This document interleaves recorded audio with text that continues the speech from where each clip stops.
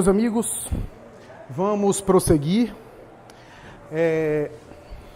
Conforme foi anunciado adredemente, aqueles que desejarem algum esclarecimento, alguma dúvida, formular alguma questão, a gente vai reservar aí minutos finais da nossa exposição para as interrogações a respeito da temática, algum questionamento, alguma coisa que possa ser agregada, porque às vezes o orador vai expondo, vai colocando, vai desenvolvendo dentro do seu raciocínio, e às vezes ele tem a sensação de que está sendo claro e didático, que nem sempre está. E alguma coisa às vezes fica nebulosa, algo que não fica muito bem compreendido, alguma coisa que não ficou muito bem esclarecida, pode ser melhor esmiuçada, ser melhor trabalhada em um momento de pergunta, em um momento de questão. Aqueles que fizerem a pergunta, eu só quero fazer um combinado, não uma combinação. Com exceção, não me refiro aqui a alguém que quiser fazer a pergunta por escrito, mas se quiser fazer a pergunta formulada verbalmente, que a gente tenha em mente fazer a pergunta sem necessariamente contar um caso, uma história, especialmente uma história pessoal. Normalmente a gente não sabe fazer pergunta. Quando a gente vai fazer uma pergunta, a gente conta toda uma história da nossa vida, e aí o tempo do seminário precisa de uma outra encarnação para ouvir a história toda e para responder. Né? Ideal seria que a gente fizesse a pergunta sem precisar contar um caso da avó, do avô, né?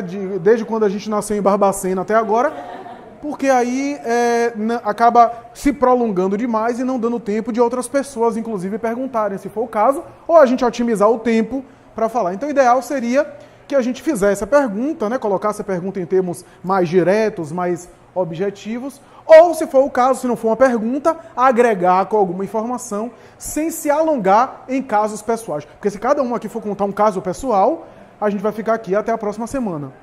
Então, dito isso, vamos começar. Há uma história muito conhecida na tradição, inclusive, religiosa do Oriente, que narra a busca de um jovem para entender o Torá. Para quem não sabe, o Torá é a coletânea de livros que compõe a chamada Bíblia Hebraica, conhecida por nós ocidentais como o Antigo Testamento. E esse jovem, que era amante da tradição judaica, seguidor fiel da lei e dos mandamentos, decidiu entender como é que ele conseguiria resumir a Bíblia a fim de tentar ensinar aos seus e se tornar o mestre de Israel, portanto, um doutor da lei, perfeitamente dominando a interpretação textual, a compreensão bíblica de uma forma especial. Ele que era seguidor dos mandamentos, que fielmente seguia os mandamentos. Parênteses, quando a gente fala aqui em seguir os mandamentos, a gente vê Jesus conversando com algumas pessoas que diziam que seguiam os mandamentos. Não entenda seguir os mandamentos como os 10 mandamentos de Moisés. São 613 mandamentos e códigos da legislação hebraica. Moisés resumiu em 10, mas na verdade são 613, como está lá em Levítico, Êxodo. Então, quando a gente vê o jovem rico que vai até Jesus, que segue a lei, ele está falando dos 613, na qual estão contidos também os 10 mandamentos. Que havia uma série de preceitos na tradição judaica, né, uma série de... Desde o não matarás do decálogo, até não fazer a barba, porque o judeu não podia fazer a barba. Né, havia preceito para tudo. Né, havia código para a vida privada em todo sentido. Então a lei e os mandamentos são esses códigos mais abrangentes do que o decálogo. Esse jovem foi às 2 escolas mais conhecidas de interpretação do texto. Porque na tradição de Jesus e dos judeus do passado, havia a tradição escrita e a tradição oral. A tradição escrita era aquilo que estava no texto. E a tradição oral era a discussão entre os rabinos para saber o que é que Moisés realmente quis dizer. O que é que os profetas quiseram dizer com esse texto. Daí Jesus, em alguns momentos, fala o que é que está escrito na lei. Né? Tem isso no Novo Testamento. E em alguns momentos ele vai dizer, ouvistes o que foi dito. Ouvistes, era a tradição oral, que não está escrito num texto. E as 2 escolas mais importantes da tradição oral da antiga Palestina era a escola de Shammai e a escola de Hillel. A escola de Hillel era uma escola mais humana, mais branda, mais compassível, mais humanista. E a escola de Shammai era mais austera, era mais textual, ao pé da letra. E essas escolas se dividiam na interpretação dos textos.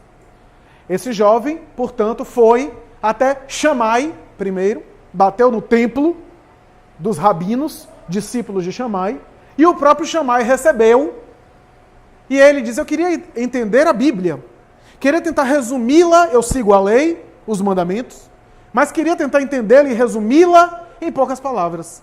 Shammai olhou para o jovem de cima a baixo e disse, impossível. A Bíblia, o nome mesmo já diz, Bíblia significa em grego livros e mais livros e mais livros. Bíblia significa biblios, livros, conjunto de livros. Portanto, é impossível. Quero dizer a você que é impossível, é necessário muitos anos de estudo, de entendimento para compreender a Bíblia. O jovem então disse, então a Bíblia não me interessa. E deu as costas e foi para a escola de Hillel. Hillel é uma pessoa muito importante da tradição judaica, né? Hillel, inclusive, é o avô de Gamaliel. Gamaliel, que seria mais tarde o mestre de Saulo de Tarso em Jerusalém. Aquele que seria o tutor espiritual do futuro apóstolo dos gentios. Hillel recebeu o jovem, acolheu e disse, o que é que você deseja? E ele repetiu a mesma questão, que queria aprender a Bíblia de maneira resumida, para ter uma ideia geral, e se seria possível resumir a Bíblia em poucas palavras. E Hillel disse, muito bem, é possível. Quer começar? Ele disse, queria aprender a Bíblia assim de um só golpe. De repente, num tempo em que eu fique de pé, num só pé. E Hillel disse, pode tomar postura. Fica de pé em um só pé. Que dá. Ele então ficou, e Hillel disse, ame. E calou a boca.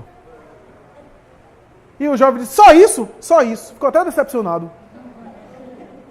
Mas toda a Bíblia é para falar em torno do amor? Toda a Bíblia é um convite para amar? É um convite para amar. A Bíblia, todo aquele material, todo aquele conteúdo, todo o texto, é um conjunto de informações que conduz ao amor. O amor é a conclusão do texto bíblico. Mas, é. E para que tanto livro? Se é só isso. O livro é a explicação disso. Quem ama já não precisa de explicação. Agora, quem não ama, precisa de muita explicação para começar a amar. Ora, esse conto é mais profundo do que a gente imagina. É muito mais profundo do que a gente imagina. Porque esse conto coloca para nós de uma forma historiada a dicotomia entre o progresso do espírito intelectualmente e o progresso do espírito moralmente. Estou utilizando a palavra de Allan Kardec, né? Progresso intelecto-moral, porque o espírito evolui intelecto moralmente, segundo Kardec. Emmanuel vai dizer que são duas asas, a asa do amor e a asa da sabedoria. Duas asas essenciais, porque o espírito evolui com essas duas asas. Se evoluir só com uma, a evolução é incompleta. Porque o amor sem sabedoria é um sentimento cheio de boa vontade, mas sem saber aplicar bem. E a sabedoria sem amor é muito discernimento sem vivência. Amor e sabedoria são faces de uma mesma moeda. Porque se a pessoa é muito boa, ama muito, mas não tem discernimento, ela não consegue nem aplicar de maneira sábia o amor que tem. Alguém chega faminto e ela pega um copo de leite, dá quente e a pessoa queima a boca. Tem muito amor para dar, mas faz a coisa de maneira atabalhoada. Eu estou cheio de boa vontade, mas não sei mexer no circuito elétrico aqui, mas quero consertar. Tomo um choque e morro, porque eu não tenho discernimento. Então, o amor, a boa vontade, o sentimento e também o progresso da sabedoria. Ambas. Mas a sabedoria também sem vivência passa a se tornar uma vaidade intelectual, um discernimento sem utilidade, um conhecimento sem utilidade prática, sem vivência, as duas asas que ilustram amor e sabedoria. Por quê? Porque quando a gente fala em amor, a gente pensa apenas num sentimento só.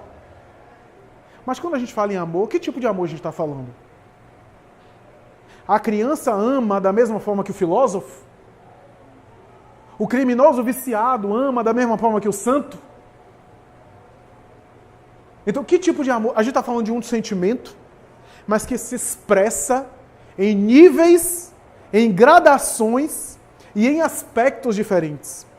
Seja o aspecto do papel que a gente vivencia no mundo, o amor de um casal se manifesta de uma forma diferente do amor de um pai para um filho. E assim por diante. O amor que eu tenho, por exemplo, com um colega de profissão, não pode se manifestar. O sentimento pode ser até igual, pode ser até tão intenso quanto. Mas não pode ser manifestado da mesma forma que eu trato minha esposa, por exemplo. Porque são formas diferentes de tratar. De manifestar. O amor se expressa através de uma amizade, se expressa através de um apaixonamento, se expressa através de uma dedicação, cuidado com alguém, se expressa através de um ideal que eu carrego e que eu levo adiante. O amor se expressa de diferentes formas, porque tem a ver com o nível de intensidade que o Espírito já reflete, irradia. Emmanuel diz que o Espírito se assemelha a um espelho que reflete a sua própria consciência. O que significa dizer que, a depender do quanto o espelho reflete, pode refletir mais ou menos luz. O espelho da sua consciência. O amor é essa luz que reflete mais intensamente. O amor é um meio de chegar lá e é um fim, porque é um produto de uma elaboração do Espírito, que é o amor no sentido mais elevado da palavra. Então, isso é interessante a gente pensar. Porque quando a gente fala em amor e sabedoria, a gente está falando de progresso do ser espiritual. E o espírito não evolui completamente sem as duas coisas. Sem as duas coisas. Um espírito muito bom sem a sabedoria é um espírito bom, como diz Allan Kardec, mas não é um espírito superior. Está lá no item 100 de O Livro dos Espíritos. E um espírito com muita sabedoria, sem moralidade, é um espírito inteligente, mas é um espírito imperfeito. O espírito superior, não estou falando nem do puro, porque o puro está fora de cogitação. Espírito puro. O espírito superior é aquele que reúne sabedoria com amor. Aquele que conjuga as duas coisas. Por que eu estou falando isso? Porque o amor é um sentimento que se treina, que se exercita, que se expande na vivência, sem dúvida. Mas a sabedoria consegue ajudar o indivíduo a direcionar esses potenciais. Ou seja, quando eu falo que quem ama já não precisa de explicação, e toda a Bíblia é explicação para se chegar a amar, eu estou dizendo que uma coisa ajuda a outra. E eu estou dizendo que o mais importante é o progresso moral dos sentimentos, porque os sentimentos é que me diz em que nível eu estou. A capacidade minha de irradiar sentimentos é que traduz o meu nível de crescimento espiritual, sem sombra de dúvida. O sentimento é a parte mais importante. Por isso que Kardec vai dizer que o progresso moral é mais importante. Sem sombra de dúvida. O progresso moral é que mede realmente a grandeza do ser espiritual. Por quê? Porque o progresso intelectual é uma horizontal. O dos sentimentos é uma vertical para cima. E subir é sempre mais difícil. No intelecto, a gente sempre está aprendendo, a gente sempre está expandindo o conhecimento, porque é uma horizontal, é mais fácil. Agora, subir é mais difícil. Mas isso não significa que a explicação não seja importante. O que é que a gente faz aqui, por exemplo, se não estudar as leis da vida? Para quê? Para que um dia a gente internalize e consiga viver de tal forma sem precisar de explicação. Eu vejo gente falando assim, não quero mais fazer evangelho no lar não, porque eu já sei o texto de cor. O problema não é saber o texto de cor. O problema é que eu posso... Eu sei textos do evangelho de cor, que eu cito aqui o texto todo. O problema não é esse. O problema é que eu posso saber de cor, mas no dia a dia eu esqueço, eu tiro da consciência. Sentar em família para ler o evangelho é colocar de volta na consciência. É acessar novamente o conteúdo. Até aquilo internalizar. O espírito superior internalizou de tal forma que ele já tem o evangelho dentro dele. Então ele não fica cogitando mais. Por quê? já automatizou o bem. Eu preciso refletir para que um dia aquilo se torne natural. Então, eu não estou negando o estudo é importante. A leitura do texto, porque se não fosse importante, os espíritos não se organizavam para reencarnar, para fundar religião, para psicografar, para educar espiritualmente as massas. Porque existem dois exageros. Um é achar que a gente evolui apenas intelectualmente, então a gente acaba fazendo uma cultura espiritual de citar página de livro, citar questão, de decorar tudo. Mas isso até um papagaio faz. Outro dia eu vi num programa desse de Jô Soares, uma pessoa que ele sabia, de cor, todos os números da lista telefônica, que nem tem mais lista telefônica, né? Mas todo número que... Quer dizer, qual é a utilidade disso, ele saber os nomes de toda a lista telefônica? Né? E citava de cor tudo. Memória prodigiosa. Então, não é apenas o decorar intelectualmente para decorar e ficar aí citando. Agora, por outro lado, a gente tem um outro erro, um outro extremo, que é achar assim, não, o importante é amar muito, é fazer muito bem, amar muito e ficar ignorante. E aí, se é alguém que procura estudar, não, está sendo muito elite. Esse negócio de estudar está sendo muito intelectual. Quer dizer, é também um discurso em defesa da ignorância? É um discurso contrário ao estudo, à cultura positiva, à cultura espiritual? Onde já se viu isso? Nenhuma coisa nem outra. Porque o estudo nos ajuda também a nos iluminar, a iluminar a nossa consciência, a termos mais ferramentas para viver, para implementar. Nem um estudo vazio, apenas um intelectualismo vazio, nem também a ideia de que o amor é tudo resume no amor. Mas que tipo de amor a gente está falando? O amor do beijo e do abraço? Eu já fiz, aqui, me permito dizer, eu já fiz parte de juventude espírita. E você não sabe como era tanto amor na juventude espírita, que a gente precisava separar os jovens, porque senão iam ter filhos. De tanto amor entre eles. As congebes, os encontros de jovens. Já fui evangelizador de jovem? Há uma tradição, inclusive, conhecida entre os evangelizadores, que são os filhos da congebe. Porque a gente é responsável por esses jovens no período de carnaval. Se vacilar, que é muito amor para dar. Então, que tipo de amor a gente está falando? Né? O amor que não educa? O amor que não respeita? Porque a gente às vezes não sabe ainda o que é amor. A gente precisa educar o nosso amor. Aliás, quem disse isso foi Chico Xavier, no Pinga Fogo de 1970, o primeiro. 1971, o segundo, quando perguntaram a ele sobre o movimento hippie. Sobre paz de hippie. E ele diz, é necessário conversar com os filhos, etc. Mas saber que o nosso amor não é um amor que violenta o outro e que domina o outro. Porque a gente precisa educar até o amor.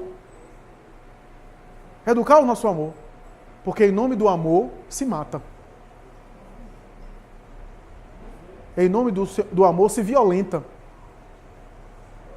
E a coisa é tão complexa que eu não vou dizer aqui, então não tem amor. Às vezes tem. Às vezes tem. Às vezes duas pessoas se amam e se ferem. E se amam. Vou citar um exemplo aqui que já citei. Quem leu há 2000 anos, de Emmanuel, vê o problema que ele gerou por orgulho e por intrepidez, uma calúnia no próprio casamento dele, que acabou afastando ele da esposa, ele se sentiu traído e quase mata, inclusive, ele disse isso no livro, que quase mata ela. Se afastou dela, era uma calúnia, não era verdade. E quem lê o livro sabe que ele trata ela durante 25 anos com absoluto desprezo, embora amando-a. Porque a vida inteira ele passou triste também. Eu não vou contar o resto da história, quem quiser depois leia, para saber. Mas quem lê sabe que falar em amor é muito complexo. Eu vou aqui lembrar um caso que eu citei em um seminário recente. Saiu naquela revista Seleções. Um caso que me chocou. Porque o caso dizia o seguinte. Era um casal cuja esposa foi pega pelo marido com um amante. E o marido assassinou-a e assassinou o amante. Pegou prisão perpétua em um estado norte-americano, não tinha prisão de morte, execução penal, né? Pena de morte naquele estado, mas pegou perpétua. Acabou com a vida dele e também com a vida dos dois, a vida física dos dois. E um repórter norte-americano perguntou a ele o seguinte: sua mulher era conhecida por trair você com várias pessoas. Traía com o vizinho, traía com alguém que ia fazer serviço em casa, se relacionava. Era uma pessoa que vivia, e as pessoas sabiam, que era conhecido, com múltiplos parceiros. E por que você matou ela nessa situação? Veja a resposta que ele deu. Ele disse o seguinte: porque minha esposa me amava. Só que era uma pessoa doente. Era tão enferma, tão doente, que ela tinha necessidade de novos parceiros. Eu a compreendia. Mas eu percebi que recentemente a ternura, o afeto e o carinho dela se modificaram comigo. Foi diminuindo. E eu percebi que com esse ela o amava. Porque ela já não estava tratando da mesma forma. Não era apenas um desejo ou a doença dela. Ela realmente criou afeição por esse. Por esse eu tinha que destruir. Destruir ele e destruir ela. E destruiu a vida dele também. Quando eu li esse caso, eu disse: meu Deus, como a alma humana é complexa. Como é difícil resumir a alma humana em poucas palavras. Como é difícil definir as expressões de afeto.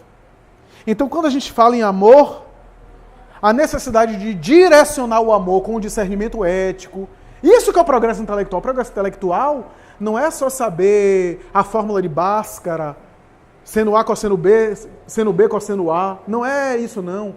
O progresso intelectual é de discernimento das coisas. É isso que Kardec fala em O Livro dos Espíritos. Que o espírito evolui intelectualmente e moralmente. O progresso intelectual é de discernir. Eu preciso saber para depois fazer. Eu preciso ter consciência. Esse é o progresso intelectual. Por isso que essas duas asas andam juntas. A verdade é que os desafios internos, meus amigos, começam a chegar de maneira mais expressiva e com uma função educativa e pedagógica maior, quando a gente já tem uma certa responsabilidade intelecto-moral. Porque quando a gente está em faixas de ignorância, quando o espírito ainda está em faixa de ignorância, que erra por ignorância, a lei divina aplica recursos de acordo com a sua infantilidade. Em outras palavras, não é problema você ser infantil. Enquanto você está na infância, não tem problema nenhum. Normal você ser criança. Agora tem uma hora que a criatura desperta. Paulo dizia isso na sua epístola aos Coríntios, né? Quando era um menino, eu me alimentava como menino. Comia comida de menino. Mas agora que eu cresci, não é mais o leite que eu tomo, é alimento sólido. Ele usou essa metáfora para falar da maturidade, que precisava de uma substância, seu organismo precisava de uma substância mais sólida. Isso é a maturidade do espírito. Aí que os desafios chegam. Aí que acontecem as reencarnações mais provacionais, em prova. Aí que acontece aquilo que a gente chama de migração espiritual. Migração espiritual é o seguinte: você odeia um grupo da sociedade, aí você reencarna naquele grupo. Fica na pele dele. Então, de vez em quando, você quer Bahia, torça pro Vitória. E vice-versa. Uma vez no ano você torce pro Vitória. Ou quem é Vitória, uma vez no ano torce pro Bahia. Porque se você odeia muito determinado grupo, se você é muito intolerante, se você odeia muito determinado grupo social, grupo político, olhe, se você é esquerda e fica chamando os de direita de fascista, de matador, olha que na próxima você pode mergulhar naquele grupo para saber respeitar. E se você é de direita e chama os de esquerda de esquerdopata, de malucos, de comunista, você pode voltar. Porque a melhor coisa é você voltar naquele grupo que você tanto detestou, porque aí você sente na pele e começa a valorizar e respeitar. É assim que acontece. É assim que acontece. Né? Então você é muito machista, dominador, misógino em relação à mulher, aí nasce como mulher, renasce como mulher. Mas a mulher que é muito libertina, que quer chocar a sociedade, aí nasce no Oriente Médio de burca, que nem o olho fica para fora. Nem o pezinho ficar para fora que é pecado. Veja que os espíritos, inclusive, se aproveitam de elementos culturais temporários na Terra para fazer as almas evoluírem, aprenderem alguma coisa, crescerem, se desenvolverem em determinadas áreas. Como acontecia no passado. No passado, espíritos muito em expiação voltavam aonde? Na tuberculose, no mal de Hansen, porque eram incuráveis. Hoje não é mais. O objetivo não é a criatura sofrer. Porque veja, o sofrimento dos seres humanos tem uma dinâmica diferente dos animais. O animal, pode chegar um animal aqui com lepra, balançando o rabinho aqui, chega aqui, não tem problema nenhum, moralmente falando. Agora, imagine uma pessoa que fez colostomia, que tem o intestino aqui para fora, andando no shopping center, aquilo moralmente tem um abalo moral nela. Aquilo tem um valor moral. Aquilo está trabalhando, às vezes deixa ela afetada moralmente. Tem uma finalidade moral ali. A pessoa é muito preocupada, é muito vaidosa com a aparência, aquilo dói nela. Então veja que é essa função pedagógica. Os desafios externos são símbolos de limites interiores. Aliás, tem uma mensagem belíssima de Emmanuel que ele vai dizer isso. Toda limitação que você encontra no mundo material é apenas um símbolo de uma limitação que você tem por dentro. No dia que você superar essa limitação, as limitações de fora desaparecerão por falta de necessidade pedagógica. É essa a ideia. Porque o objetivo é o crescimento do espírito. E o crescimento do espírito se dá com mudança mental, renovação interior, reflexão. Não é matar o mal, não é destruir o mal. Por quê? Porque, diferentemente dos filósofos que eu citei, o mal tem uma função na Terra. Uma função muito importante. Eu não falei da ingratidão? O bem com ingratidão se torna um bem maior? O mal tem uma função na Terra que os filósofos materialistas não perceberam. Aquilo que a gente chama de mal, tem uma função na Terra. Porque senão a gente vai agir contra o mal querendo matar o mal. Mas aí nós nos tornamos maus. Nietzsche dizia isso, né? Nietzsche dizia, cuidado em lidar muito com monstros. Porque ao lidar muito com monstros, daqui a pouco você se torna um. E aí ele conclui a frase dizendo, se você olha demais para o abismo também olha para você. E você pode acabar mergulhando demais nele. André Luiz vai dizer a mesma coisa de Nietzsche, só que de uma forma mais clara. Na obra, se não me engano, Agenda Cristã, André Luiz vai dizer assim, muito cuidado em ficar contemplando e analisando o mal. Muito cuidado. Porque se você não tiver estrutura para ajudar o mal, sem se contaminar com ele, se você não tiver resistência moral, ao entrar e penetrar muito no mal, daqui a pouco você está fazendo tudo aquilo que você condena. Cuidado em condenar muitos maus, porque todo aquele que condena demais os equívocos do outro, geralmente acaba fazendo aquilo que condena. Então, vejamos que é algo, porque senão a gente vai agir na base da violência, de destruição do mal.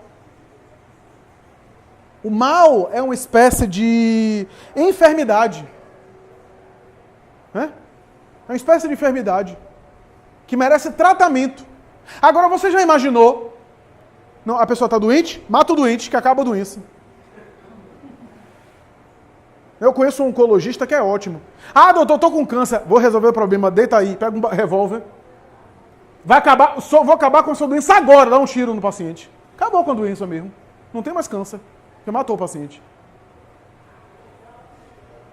Deus não quer a morte do pecador, disse Jesus, mas a do pecado. Então, a ideia não é combater o indivíduo. É combater o vírus. O combate é com o vírus. Já pensou o médico que recebe um paciente e começa a bater no paciente? Que absurdo, você está doente. Não é combater o paciente, é combater a doença. Então, essa é a ideia. Tem um capítulo em Boa Nova chamado Luta contra o Mal. Jesus doutrina um possesso, um obsidiado, para uma linguagem atual, um endemoniado, e depois do indivíduo, do paciente, recuperar a lucidez, porque a entidade perturbadora é evangelizada com a palavra de Jesus e vai adiante. Um dos apóstolos, se não me engano, Tadeu, Tadeu fica tão deslumbrado que chama Jesus e diz: Senhor, eu estou tão espantado com o sucesso. O que é que o Senhor acha de reunir todos os demônios do mundo e você faz uma doutrinação assim única e liberta todo mundo? Quer dizer, inteligente. A ideia é boa, né? Só que é uma ideia baseada numa certa ingenuidade. E Jesus começa... Depois leia um capítulo, Jesus começa a explicar dizendo que não era bem por aí. Primeiro que a ideia não é de constrangimento de violência. Que os maus têm o direito de ser maus. Que a obra divina não é de violentá-los. É deles despertarem para a desnecessidade do mal. Para eles perceberem que estão saturados do mal e que o mal faz mal a eles. Porque se os bons agirem com violência, se tornam maus também. Então a ideia é mais ou menos essa. E começa a falar a Tadeu que aquele caso ali, houve uma libertação porque o ser perturbador também já estava acessível à palavra. Mas há entidades tão endurecidas que não chegou o tempo delas. Que é necessário se calar e aguardar o tempo. Jesus fez isso, né? A tragédia da cruz. Ficou calado. O que é que ele não poderia ter dito a Pôncio Pilatos? O que é que ele não poderia ter dito a Caifás, a Anás, ao sacerdote do templo? Com 12 anos ele embaraçou os doutores da lei do Sinédrio, os intelectuais da hermenêutica judaica, no censo de Israel, deixando sua mãe e seu pai, seu genitor, surpresos. O que é que ele não poderia ter dito a Pôncio Pilatos? Mas não ia adiantar. Ali era ignorância. A perturbação. O que é que ele não poderia ter dito àqueles doutores da lei que estavam algemando ele, levando a... Ele poderia advogar a Pilatos, apelar para César, que era pena de morte. E pena de morte tinha que ter autorização do imperador. Ele não apelou. O próprio Pilatos diz assim: defende-te que eu tenho o poder sobre ti. E ele dá uma resposta que é uma resposta ótima em tempos de política e de eleição. Ele dá uma resposta a Pilatos que serve para todos os políticos da terra. Ele diz assim: os teus poderes somente têm porque foi concedido pelo alto. Trocando em miúdo. É como se ele dissesse a Pilatos: é temporário, viu? Todo poder é temporário. Quando Deus quiser, esse poder muda, acaba. Basta um aneurisma cerebral. É uma palavra que é um discurso para todo político humano. Todo poder temporal é transitório. Então isso é importante. A gente falar, o que é que ele poderia ter dito? Ele ficou calado, em silêncio. Em silêncio. Os doutores da lei conheciam a lei, Emmanuel vai dizer, com alguém que não é ignorante, com alguém que sabe o que é certo e o que é errado, e que não faz porque não quer. O que é que você vai dizer? Se a pessoa sabe, é esclarecida, mas não faz. Jesus fez silêncio. Então, vejamos. Porque o mal não deve ser combatido com violência. O mal é um vírus. É um vírus. Só que a doutrina espírita vem dizer o seguinte, que o mal tem uma função. Todo vírus, a gente toma vacina, se for o caso. E o que é a vacina, se não dosagens do vírus para fortalecer a nossa imunidade? Ou então a gente fica gripado mesmo, e depois de passar pela gripe, a gente tem um registro imunológico, e fica com o sistema imunológico mais resistente àquele vírus. O mal é um vírus, que fortalece a alma. O que eu quero dizer com tudo isso é que o mal de fora é porque a gente ainda tem mal por dentro. Porque a luta é interior. No momento em que eu estiver acima do mal que me façam, o mal que me fazem não me fazer mais mal. Porque eu já superei aquilo. Não me abate mais, não me afeta mais. Porque eu já estou acima daquilo. O mal de fora me afeta porque eu ainda tenho algo a aprender. Em psicologia, a gente costuma dizer, em psicoterapia, inclusive, a gente costuma dizer o seguinte: bateu, doeu, leva que é teu. Trocando em miúdos. Alguém fala alguma coisa e você ficou muito ofendido? Tem coisa aí que você precisa pensar. Precisa refletir. Ah, mas a pessoa foi agressiva. Foi. Eu não estou dizendo que a pessoa não foi, não. Talvez a pessoa foi agressiva, foi grosseira, não deveria, foi inconveniente, a palavra foi inadequada. Mas por que você ficou tão magoado? Tão magoado? Tem algo que precisa... Eu não estou dizendo que toda mágoa porque há um fundo de verdade. Não é isso, não. Tem coisas que nos magoam mesmo. Tem coisas que nos ferem mesmo. Mas é um convite porque se nos fere é porque a gente tem fragilidade ainda. Gandhi, eu sempre cito isso, Gandhi dizia que não permitia que ninguém controlasse a vida dele. Porque se alguém ofendia ele, e ele ficasse ofendido, é porque a pessoa conseguia controlar ele. O que a pessoa fizesse, conseguia alcançar, afetar ele e manipular ele. E ele não permitia que ninguém controlasse a vida dele. A pessoa ofendia e ficava com ofensa com ela. Meu Deus, quando eu chegar nesse nível... eu conseguirei andar no trânsito aqui de Salvador. Porque o trânsito é um grande desafio interno, não é externo, não. O trânsito é um desafio interior. Porque o trânsito só coloca para fora, naquela proteção simbólica que eu estou no carro e que eu não estou de cara a cara com a pessoa, a minha violência, como eu sou. Tem gente que é dono da rua, tem gente que não deixa que ninguém passe, não ultrapasse. Eu acho interessante isso, né?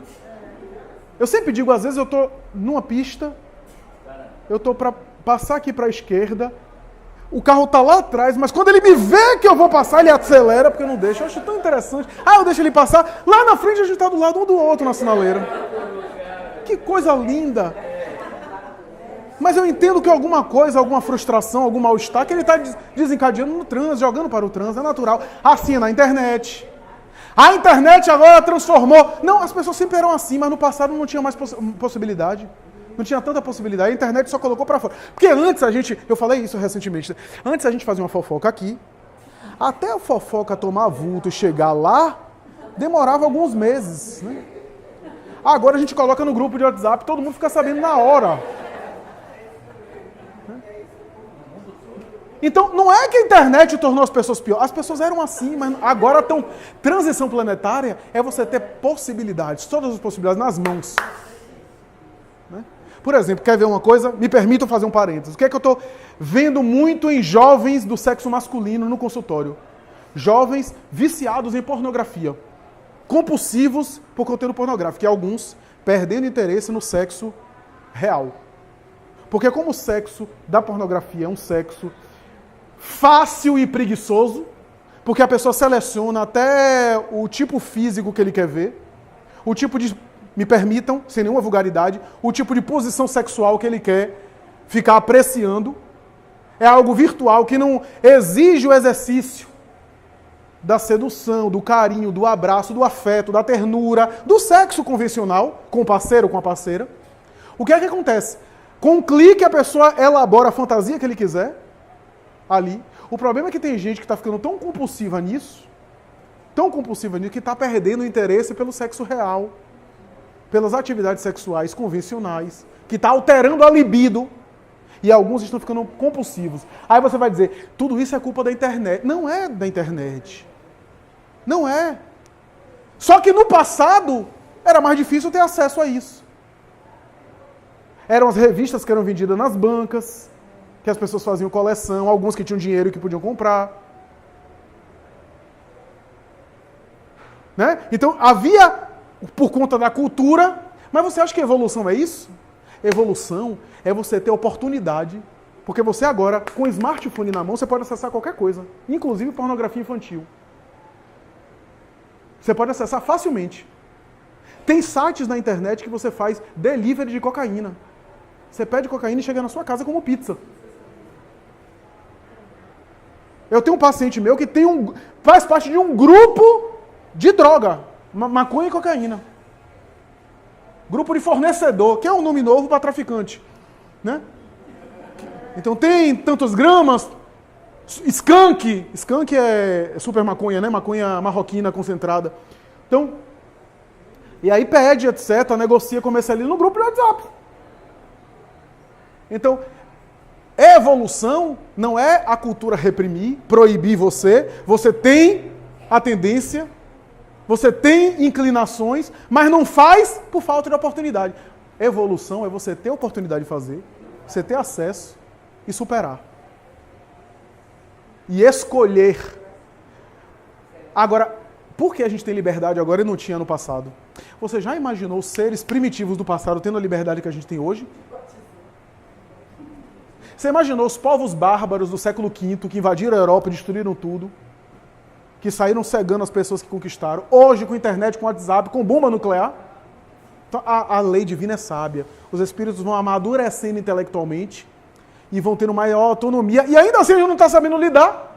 A gente não sabe ainda manusear a internet. Mas as coisas vão indo no tempo certo. Para que a gente possa aprender com a experiência, usar bem os recursos que a gente tem. Então tudo isso tem a ver com essa experiência, com essa vivência. O mal, portanto, tem essa expressão. Jesus no Calvário, meus amigos, para concluir, é o símbolo de alguém que viveu toda a espécie de desafio interior. Repito, os desafios são internos. Os desafios de fora são convites ao trabalho. Da mesma forma que a caridade. A gente faz caridade como uma forma de oportunidade de desenvolver, de conquistar virtudes interiores. Através da ação do bem. Porque os necessitados de ajuda material vão continuar existindo.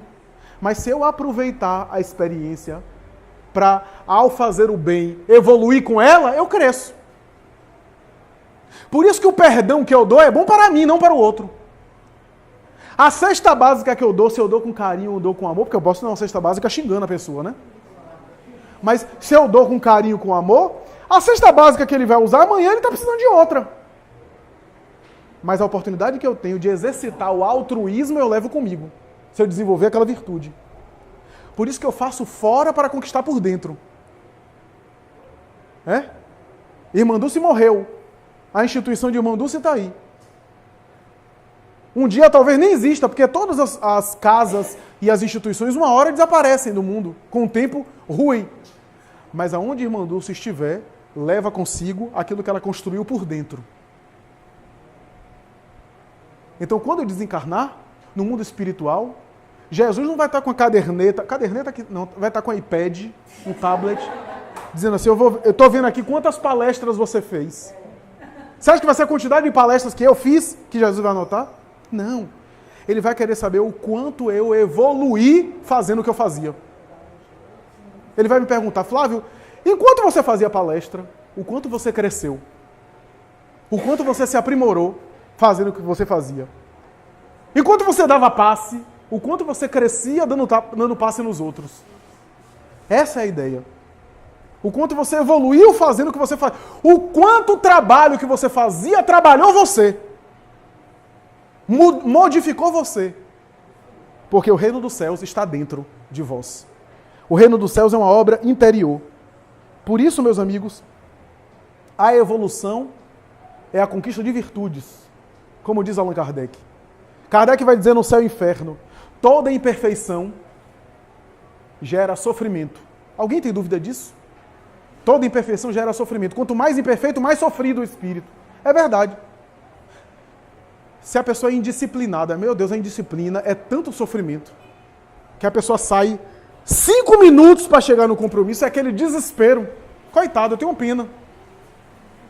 Quer ver outra coisa? Uma pessoa muito intolerante, tudo vê crítica. Meu Deus, eu tenho tanta pena de alguém intolerante. Primeiro que é uma pessoa insuportável, ninguém consegue... Porque como é o dono da verdade, só ela que está certa, todo mundo se afasta dela. Porque é aquela pessoa pavão. Só ela que está certa. Depois eu tenho tanta pena, porque a pessoa é tão rígida, que ela sempre está inquieta. Se ela chega aqui, ela diz, poxa, 3 bolos aqui para comer. Podia ser 4, né? Só 3. Ela sempre quer olhar um defeito. Ela sempre tem um olhar crítico. Então uma pessoa dessa é digna de piedade. É digna de piedade, de compreensão. Uma pessoa irritada, uma pessoa ciumenta, meu Deus. O ciúme é uma labareda de fogo que causa um tormento. Então por isso que Allan Kardec vai dizer, toda imperfeição gera sofrimento. E na convivência, nós vamos trabalhando essa imperfeição. Por isso que eu digo, ó, quer ter família? Ter família é ser incomodado. Porque você quer ficar quieto assistindo televisão, chega alguém e liga um som. Você quer ficar no escuro quieto, alguém acende a luz. Você quer acender a luz, alguém desliga a luz. Convivência é ser incomodado. E quanto mais próximos são as relações, mais atrito. Porque mais possibilidade dos nossos defeitos serem colocados para fora. Vamos passar aí para alguma pergunta, porventura alguma dúvida. Acho que a gente tem algum tempo, né?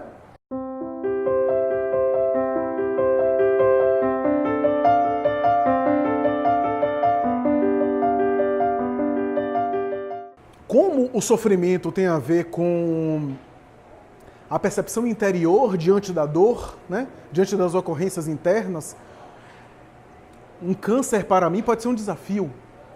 Uma dor de cabeça para o outro pode ser uma tragédia. Tem a ver com a dimensão subjetiva que eu coloco, né? O peso que eu coloco em cima das experiências externas. Porque também tem a ver com o nível de resiliência que eu tenho. Palavra muito usada hoje, né? Resiliência. A resiliência é a capacidade que eu tenho de lidar com adversidades. O espírito evoluído, ele tem uma resiliência altíssima, embora seja uma alma super sensível. Olha que contradição. O espírito evoluído é super sensível. Porque não é grosseiro, ele é super sensível, ele sente muito. Ledo engano achar que o espírito é insensível. Não, quanto mais evoluído, mais sensível ele é. Então, aquele processo da cruz em Jesus, sabe qual era a maior dor? Não era a dor física. Era a dor moral. Era o aspecto moral, a humilhação, a ingratidão, a traição, ali que doía. Apesar dele ele ser sensível àquilo, mas o espírito evoluído, ele é super sensível, mas ao mesmo tempo é super tolerante ou super resistente à pressão. Ou seja, é uma alma refinada, é uma alma sensível, mas ao mesmo tempo é uma pedra de resistência à pressão. Então ele tolera uma pressão, ele é martirizado, mas ele tolera uma pressão sem pestanejar. Então, o que isso quer dizer? Que a alma vai se fortalecendo diante desse sofrimento, inerente à dor, como se costuma dizer que a dor é universal, porque tem a ver com o corpo físico. Todo mundo que está no corpo físico sofre. Todo mundo que está no corpo físico passa por alteração molecular. Todo mundo que está no corpo físico envelhece. E o envelhecimento, seja santo ou não, seja espírito com karma ou não, todo mundo envelhece. E o envelhecimento causa alteração. E com karma ou não, todo mundo vai ter que morrer de alguma coisa. Eu não sei vocês, eu quero morrer de muita saúde. Mas como não é possível, morreu de quê? De muita saúde. Vai ter que morrer de alguma falência, de alguma carência, de alguma demanda orgânica. Então, o que eu quero dizer? Que essas experiências, seja da dor física, seja da dor da alma, né? Que cada vez mais nesses tempos de transição, a dor física está cedendo no lugar da dor moral. Por quê? Porque com o tempo a gente tem mecanismos para impedir a dor física. Quantos recursos a gente tem hoje, da farmacologia, da medicina, para anular, diminuir e até impedir uma dor material. Mas a dor da alma, né? As dores de solidão, a dor da carência, a depressão, a angústia, o vazio existencial estão cada vez mais frequentes, estão cada vez mais intensos. Nessa época, intensa onde tudo é intenso. Por quê? Porque o objetivo é trabalhar a dimensão interior do espírito. Por isso que é inevitável. É inevitável no sentido físico. Kardec pergunta na 920 do Livro dos Espíritos: pode o homem ser completamente feliz na Terra? Não, porque a vida foi lhe dada como prova e expiação. Mas cabe a ele ser feliz ao máximo que sua organização permita. Mas não pode ser feliz por quê? Porque o corpo tem limite, limita a sensibilidade do espírito. Ademais, no mundo de tanta diferença e tanta dificuldade, como é que eu posso ser pleno vendo tanta dor ao meu lado, tanto sofrimento? E além disso, mesmo eu não sou pleno completamente. Não sou pleno. Você já observou que na nossa vida sempre tem alguma coisa?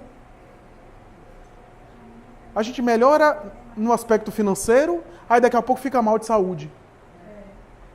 Aí, trata a saúde, melhora, recupera, fica bom da saúde, daqui a pouco está mal financeiramente, está apertado. Aí daqui a pouco está bem de saúde, bem financeiramente, aí alguém na família passou por um problema, você está bem financeiramente, mas você tem que ajudar o familiar financeiramente. Sempre a gente está tendo alguma questão. Por quê? Porque a evolução é isso. Emmanuel tem uma frase, que é uma frase assim, que não é muito animadora, né? Mas vale a pena. Emmanuel vai dizer o seguinte: superado um problema, espere outro. Porque evolução é isso. Evolução espiritual é isso. Né? Então faz parte desses desafios o sofrimento inevitável.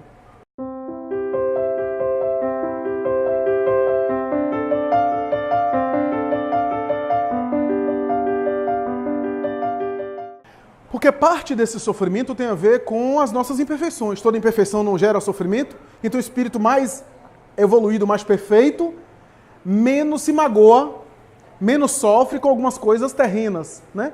Está acima mais disso, porque valoriza menos. O que significa dizer que parte desse sofrimento tem a ver com o nosso ego, né? Por exemplo, quer ver uma coisa? Se alguém me agride ou fala mal de mim, eu valorizo aquilo tanto que eu perco a noite, não durmo, tenho que tomar Rivotril, fico mal. Agora, se uma criança chega assim e fala alguma coisa, não quero, você é feio, essas coisas que a criança fala às vezes, né? Eu tô com um filho de 3 anos que às vezes me dá uma vergonha porque ele fala algumas coisas, meu filho, você é a reencarnação de Lampião, de volta. Que me diz qualquer coisa. O nome Estevão, imagina, não é nem Gesiel ainda, não é nem Saulo de Tarso ainda. E me coloca em cada situação, mas é coisa da criança. O adulto olha aquilo e acha graça, dá até risada.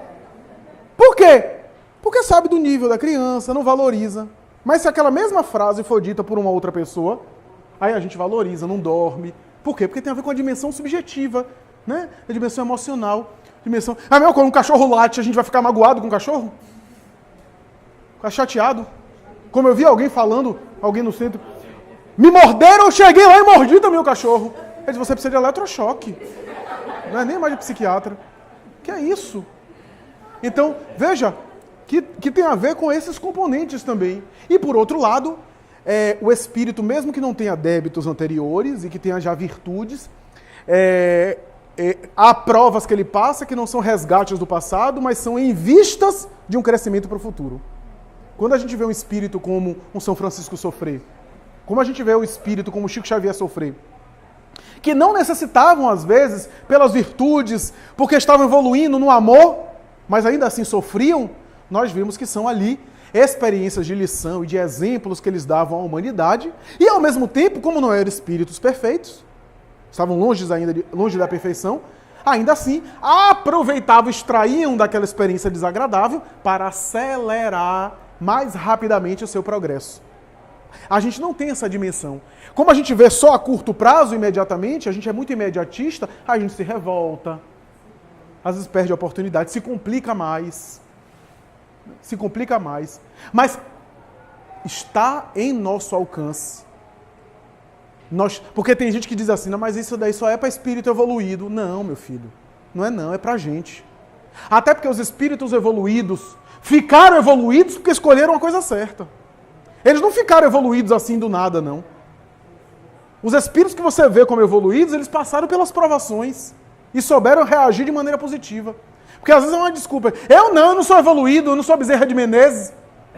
Mas Bezerra de Menezes não se tornou uma Bezerra de Menezes, senão passando por aquilo que você está passando e agindo corretamente. Para a gente não ter a desculpa de dizer, mas eu sou tão imperfeito. Sim, todos nós somos. Mas é justamente porque a gente é imperfeito. É melhor a gente ser imperfeito no trabalho para se tornar perfeito do que não trabalhar e aguardar uma perfeição que chega assim de um momento para outro, que não chega. Então é bom a gente avaliar isso, é bom a gente pensar nisso, é bom a gente entender que está ao nosso alcance. E eu vejo pessoas também, para a gente não falar só do lado negativo, passando por provas pesadas e reagindo bem. Eu vejo muita gente já exercitando virtudes. Oi? Sem dúvida. A fé é uma das expressões mais básicas, inerentes do espírito, né? Que tem a ver com uma confiança em algo maior, que move o indivíduo, que faz ela esperar, que faz ela aguardar, esperar no sentido de esperança, né? Aguardar, né? Que faz ela acreditar que aquilo tem um sentido, né? A fé que se devota a algo, né? Não a fé apenas de uma crença. Eu tenho fé em Jesus que Ele vai me salvar. Não, a fé de se entregar, né? Emmanuel tem um texto muito bonito que ele vai dizer o seguinte, que até na alimentação é um ato de fé. Porque quando você se alimenta, você confia. Vou repetir o texto de Emmanuel Ipsilíteris. Está em Pensamento e Vida. Você confia que as suas vísceras vão fazer a digestão. Mas você não pode garantir. Então, até na alimentação existe um ato de fé ali, um ato de confiança. Então, está ao nosso alcance. Está em nosso alcance fazer a nossa parte. Não é só para os espíritos missionários. Tem muito espírito anônimo, gente anônima que não é conhecida, conseguindo perdoar uma grande agressão, devolvendo mal com bem, tratando bem os outros, embora sendo tratado com ingratidão. Né? Tem muita gente exercitando essa virtude evangélica. Não nos enganemos, porque a gente às vezes tem a impressão de que só o mal que chama atenção. Porque o mal ainda escandaliza. O mal ainda causa barulho. Se um crime for cometido aqui na esquina, a mídia aparece. Agora, quanta gente tem sido ajudado aqui, inclusive nessa casa, e que ninguém noticiou, ninguém falou nada, nunca apareceu em nenhum órgão de televisão. Então, quando aparece na mídia, parece que o mundo está em guerra, mas não está assim também não. Tem muita confusão? Tem. Estamos em momentos de muita transição, de muito choque de valores, aquele choque simbólico do Armagedon, não é bíblico, né? Do bem e do mal, né? Que está dentro da gente, a gente está em transição. Então, se você olha hoje para o mundo, você tem de tudo. Tudo para cada freguês tem. Para o gosto de cada cliente. Tem tudo. De propostas humanitárias e bondosas a coisas das mais degradantes. Existe de tudo. De tudo. Eu contei numa reunião recente no estudo que agora está recrudescendo a ideia do poliamor, né? Que é a pessoa casar com 2, 3, 4 pessoas, né? E outro dia eu vi um caso que saiu no Rio de Janeiro de um senhor que simplesmente ele casado, ele se interessou por uma outra pessoa, saiu de casa, ficou com outra pessoa, e aí depois voltou para casa porque sentiu falta da primeira, e depois não se conformando porque sentiu falta da número 2, ele resolveu pegar a número 2, juntar com a número 1 e conviver os 3 juntos dentro de casa. E aí o tempo passa, até que as duas se interessam, se apaixonam uma pela outra e expulsa ele de casa. Bota ele para fora. Então você vê, tem de tudo. Nenhuma crítica, tem de tudo. São os tempos atuais. Eu senti assim um sorriso de vingança, assim, feminina, né? Eu senti um certo prazer, assim. Louvado seja. Mas é isso mesmo. É a vibração que chegou aqui. Enfim, é o que a gente está vendo. A gente está vendo isso. Né? A gente está vendo essa alteração de valores em geral. Faz parte desse clima atual da sociedade que a gente está aqui observando. Né? Por quê? Porque estamos sendo testados em nossos valores, aqueles que despertaram. E os espíritos primários, aqueles que de vez em quando... Emmanuel tem uma colocação interessante na obra A Caminho da Luz, que ele vai dizer o seguinte: tem espíritos tão primários que eles vão reencarnando a conta-gotas. Porque se ele reencarnar de vez, é difícil. Só que em época de transição eles reencarnam de vez. É isso que acontece. Ao longo da humanidade eles ficavam retidos e iam reencarnar. De vez em quando assim, fez muita bobagem, meu filho, fica 500 anos agora retido, vai outros aí. Então eles reencarnaram como os bárbaros, que saíram invadindo, saqueando tudo, não querem trabalhar, não querem se alimentar, não querem produzir, não querem trabalhar, só querem se alimentar, saquear e se locupletar. Então, voltaram na Idade Média, no poder religioso, utilizaram a religião para se comprazer, se locupletar, mas era assim, fatia pequena, depois voltar, porque se fosse demais, a coisa fica feia. Parte deles, já um pouco melhorada, estiveram no movimento hippie, né? Querendo fazer uma vida tribal, uma vida primitiva, amor à natureza, que já é uma evolução, pelo menos não eram belicosos. Então, quem diz isso é Joana de Ângeles em Sol de Esperança, psicografia de Divaldo Franco, fala isso, para quem quiser depois consultar a referência doutrinária. Então, de vez em quando a gente vê isso. Só que em época de transição, está indo tudo, porque eles precisam ser liberados para terem a chance deles. Então a gente está vendo aí o choque, tanta gente falando no bem, no amor, no respeito ao meio ambiente, na ecologia, e tanto suicídio, tanto crime hediondo, né? Tá na moda marido pegar a esposa e jogar pela janela, né? Tá na moda a violência doméstica, intrafamiliar, abuso sexual infantil, né? Coisas primárias, porque são resquício dos tempos passados, que já estão de passagem. Esses grupos terroristas já é a réstia final. Tem tempo, tem prazo contado. Ah, meu Deus, é o fim do mundo. Meu Deus, você passou pelo nazismo, pelo hitlerismo. Estado Islâmico não é nada. É o restinho da panela que sobrou. É o final. Tem coisa muito pior. Ah, mas a intolerância religiosa, fanatismo do Islã, da tradição muçulmana. Você viveu 1000 anos de intolerância católica. Você viu a Inquisição espanhola matar muito mais gente. E por que você se assusta de alguns fanáticos pegar o Alcorão, deturpar o Alcorão ao seu prazer? Se o cristianismo fez a mesma coisa. Se os cristãos fizeram a mesma coisa com o Evangelho. Esses indivíduos não representam o pensamento de Maomé, que é de paz, que é de fraternidade. É um grupo pequeno de psicopatas, de fanáticos, que fazem lavagem cerebral em jovens e em crianças para serem homens-bombas. Então, mas já estão de passagem. Estamos vendo a aurora já de um novo tempo, por incrível que pareça. Mas esse novo tempo, quando chega 00:01, já é de manhã, mas o sol ainda não apareceu. Tem que demorar um tempo para a madrugada começar a projetar a luz do sol. Ninguém espanca as sombras da noite de uma hora para outra. Os primeiros raios estão começando a aparecer, mas é gradativo. É gradativo. Já tem muita gente de bem reencarnada entre nós. Já tem muito missionário entre nós, escondido na carne, sem chamar a atenção, colaborando com a sociedade. Né? Então isso daí é o resto. É o resquício que a gente precisa ainda. Por quê? Porque a transição para a regeneração é também essa saturação do mal. Por isso que em todos os setores do pensamento a gente está saturado. Não é só na política, não. Porque tem a saturação da política, né? Mas tem a saturação da ética, a saturação de todos os paradigmas, para dar espaço a novos paradigmas. Então é isso que a gente está vendo atualmente. Mas isso tudo não vai mudar, senão com a superação dos limites internos. Se a gente não se trabalhar internamente, não se trabalhar na convivência, não trabalhar a nossa forma de se relacionar com os outros.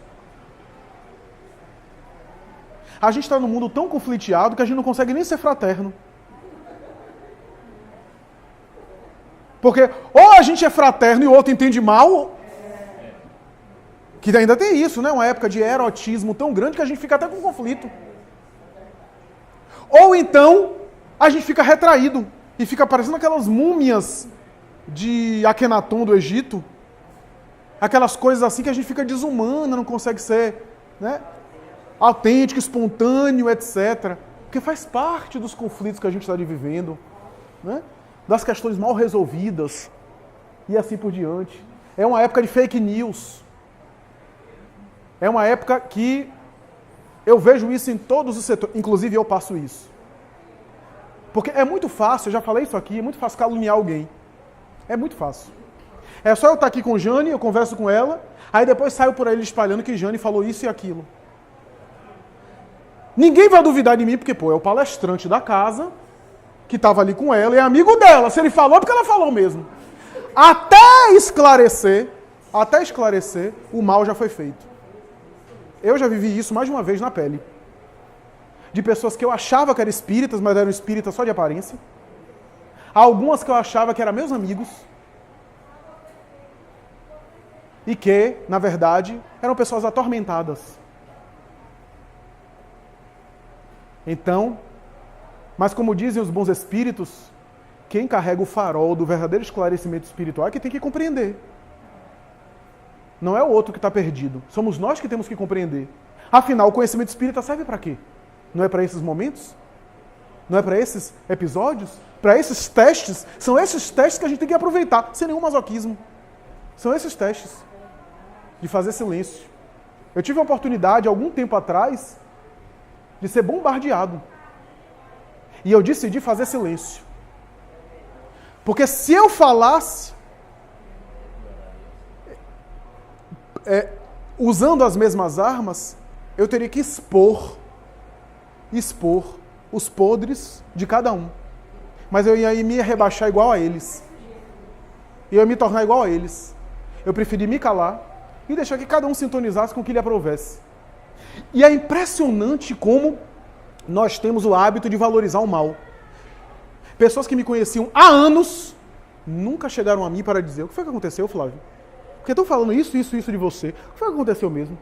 Pessoas que me conheciam há 10 anos. Eu nunca fui a ninguém para me justificar. Permaneci tranquilo, sorrindo. Chegava no centro que tinha assim, às vezes o corpo da direção estava assim, dizendo, eu olhava, gemia eles e gemia eu. Tranquilamente. Eu disse, eu não vou falar. Não tem força do mundo que me faça falar e atacar. Porque para eu me defender nesse aspecto, eu teria que atacar outras pessoas. Eu preferi fazer silêncio. E outras pessoas me surpreendiam, que diziam assim, meu Deus, esse povo não deve lhe conhecer. Porque para entender dessa forma... E é impressionante, porque assim, tem coisas até banais, tem coisas até engraçadas, mas que às vezes prejudica. Quer ver uma coisa? No grupo Raciocínios Espíritas que a gente faz parte, já teve coisas que eu fiquei assim, meu Deus... Só tô botando o Rivotril na água fluidificada. Porque, veja, eu já cheguei em lugares que eu fiquei 4, 5 anos sem voltar ao centro. E eu estranhei, porque era uma casa amiga. Depois, o corpo da direção mudou, etc. Eu fui convidado. Voltei, eu disse, que bom voltar, obrigado pelo convite, etc. Gosto muito da casa, etc. E aí uma das pessoas que era muito minha amiga disse, olha, Flávio, eu não tô aguentando não, eu vou desabafar com você. Sabe o que é?